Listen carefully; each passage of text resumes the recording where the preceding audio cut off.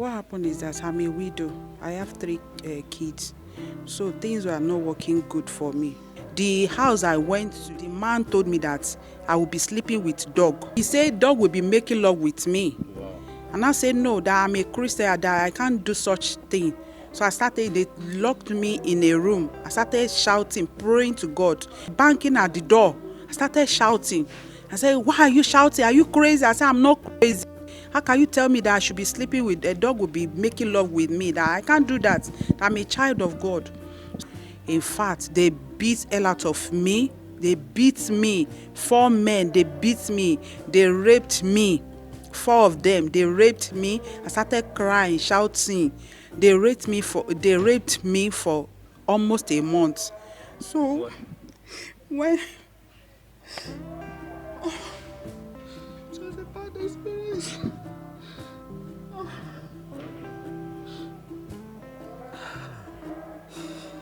Oh my God.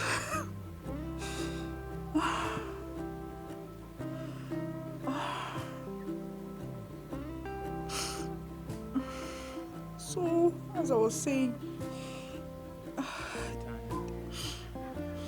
I did not get myself. Even I developed very high BP, high blood pressure. Even as I am, I was having hypertension.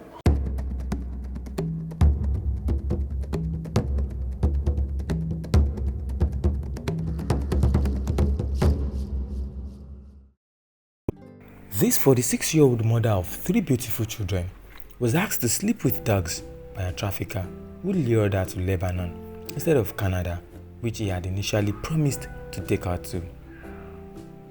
Her refusal to accept the proposal earned her severe torture and maltreatment from her captors, whom she said also took turns to molest her in captivity. Today, she shares her story and wants Nigerians to learn from her and also assist her in getting back on her feet after the horrible experience in the hands of her traffickers. Welcome to another episode of the award-winning migration story series on Legit TV. My name is Damilare Okonla. Oh my God. Tell us about your migration story. What happened? What year was that? What happened is that I'm a widow. I have 3 kids. So things were not working good for me. So my first daughter dropped out from school, university. So a friend now advised me that she pitied me the way I'm suffering with the kids, that she have an agent that she wanted to travel, that maybe if I'm interested in traveling out, that our agent will assist me. And I'll say, okay, which country is that? She now told me that she doesn't know the specific country that the agent is having, that if I got there, he will explain to me. So she gave me the agent contact. I called the agent. So I went to meet the agent in his house. So when I got there... Where is this house? Where? It's in Akure, Ondo State. So when I got to the agent now told me that the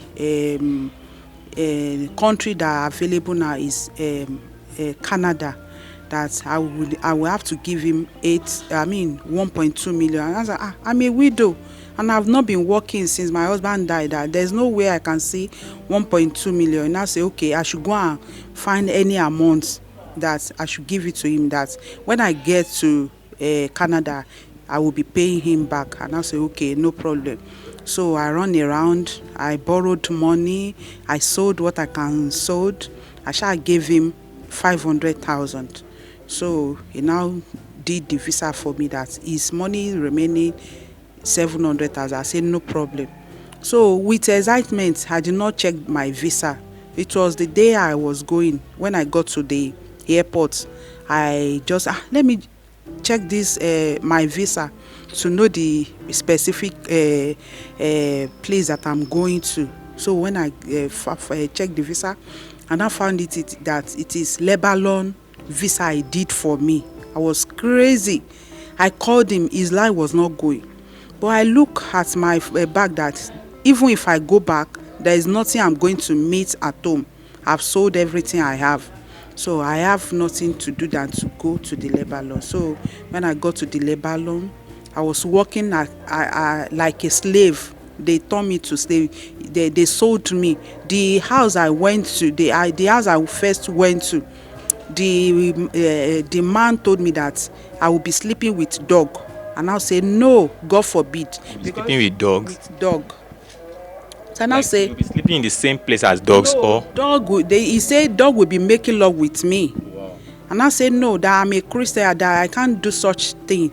So I started, they locked me in a room. I started shouting, praying to God. Because before I proceed to the journey, I prayed, I fasted and prayed. So I started praying, shouting. You know, those white men, they don't like people shouting. I started shouting that, free me, I want to go home. I can't stay here. I can't stay here. I started shouting, banging at the door. I started shouting. So around 4 p.m., they opened they opened the door and said, why are you shouting? Are you crazy? I said, I'm not crazy. How can you tell me that I should be sleeping with a dog, will be making love with me? That I can't do that. I'm a child of God. So after like 20 minutes, my agent over there now came. He now drove me back to the office. In fact, they beat hell out of me. They beat me. 4 men, they beat me. They raped me. 4 of them, they raped me. I started crying, shouting. They raped me for almost a month. So when it was a bad experience.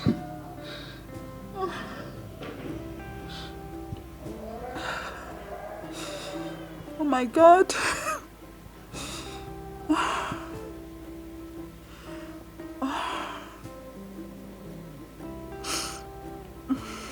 So, as I was saying,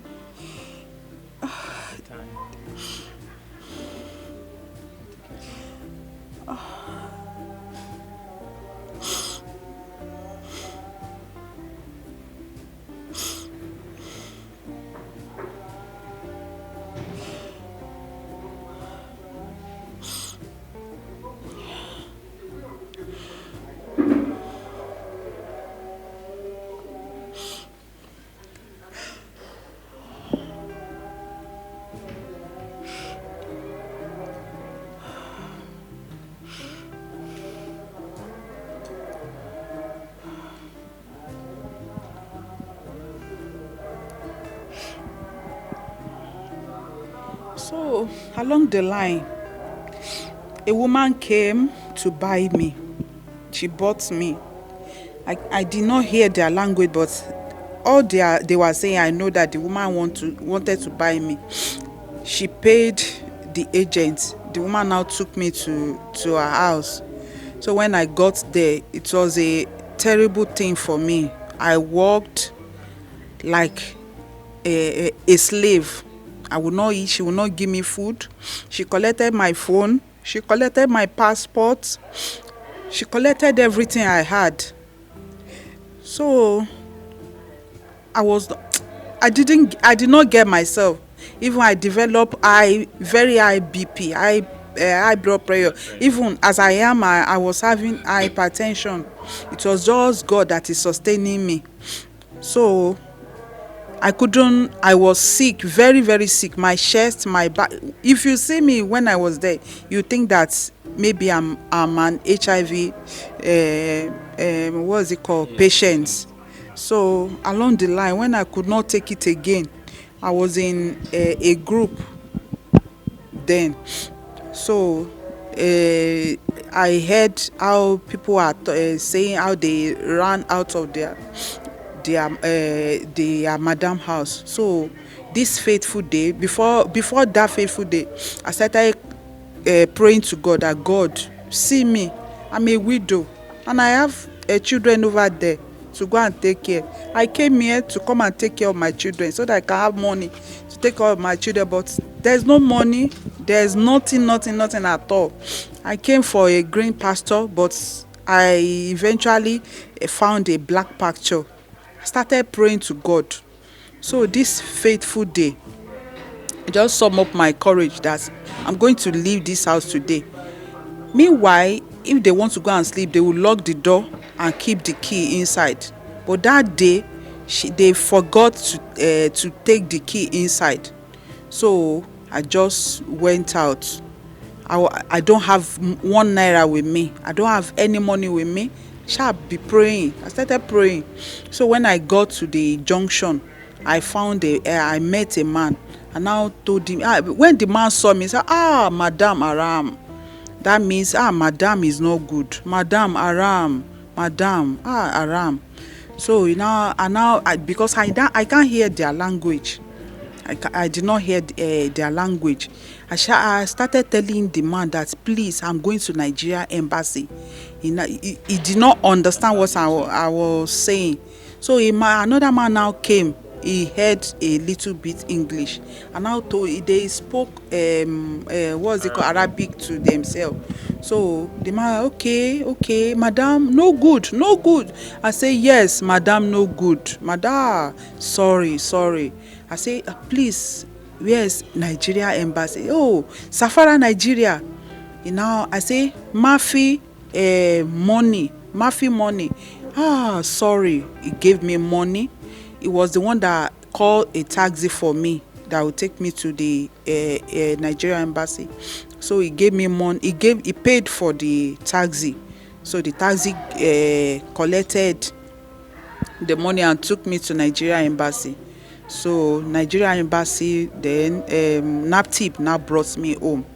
So when I got home, I went to where we were staying.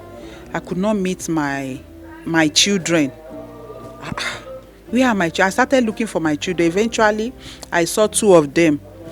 Then the second one now told me that, where is my sister that we are supposed to come together? I say, your sister, come together.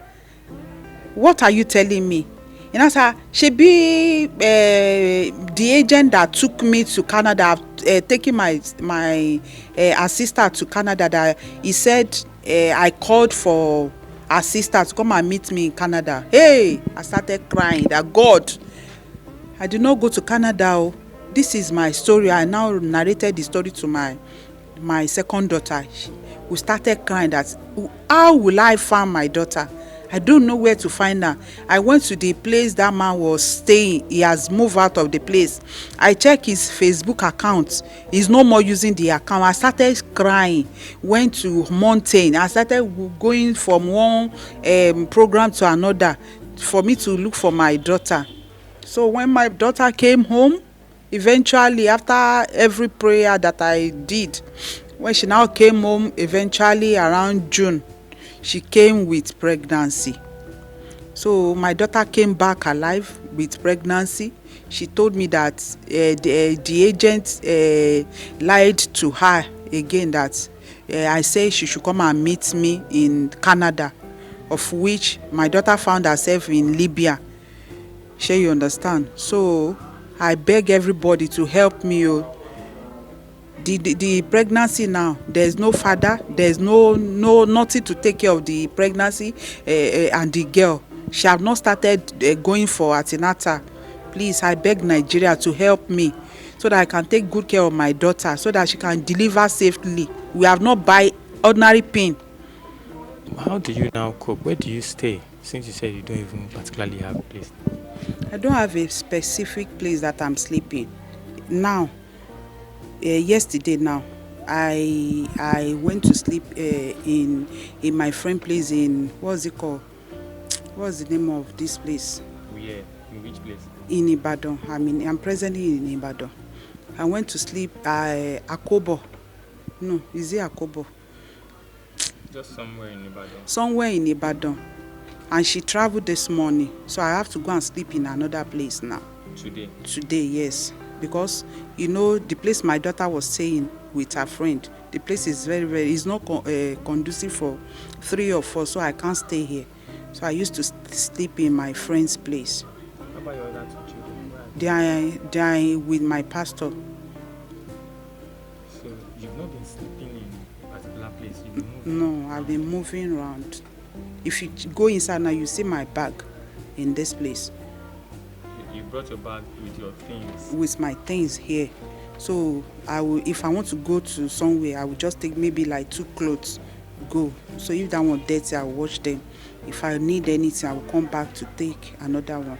You don't have a base, a place where you. No, I don't have a base. I don't have a base. So you're moving around like that.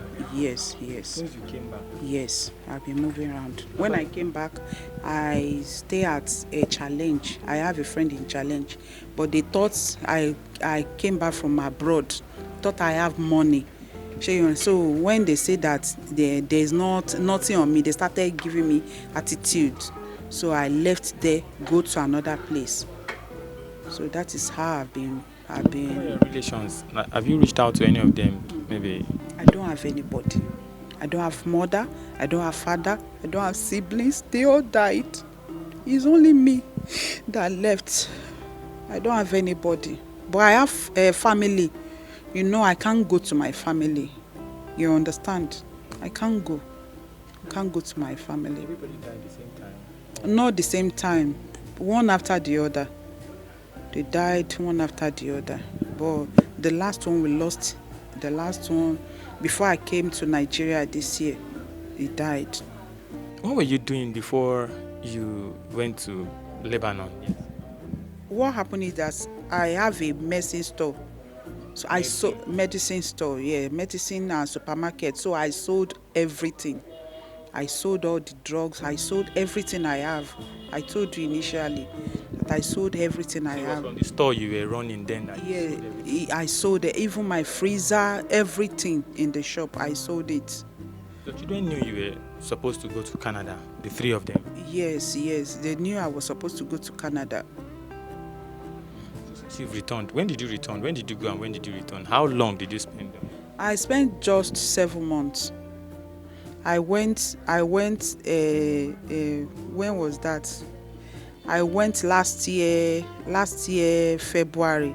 I came December last year. February last year and came back? December, yes.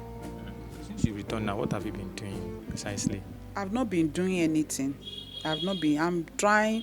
I do try my best to sharp put food for the table for my children. I've not been.